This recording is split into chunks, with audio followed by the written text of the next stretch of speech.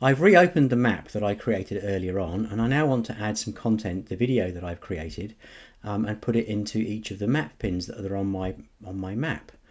To do that, I'm going to come to YouTube, so I'm going to open this next tab, and here's a video I found of Tiaraha, but it would be your video that you've made of the explaining the history of your street name.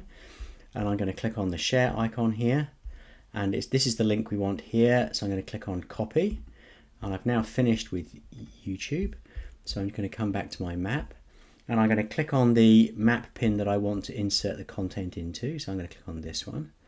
And we can see here we can click on the camera icon and it says insert add image or video. I'm going to click on this, and then we're going to click on YouTube, and I'm going to put the URL, paste the URL into here and press return or enter.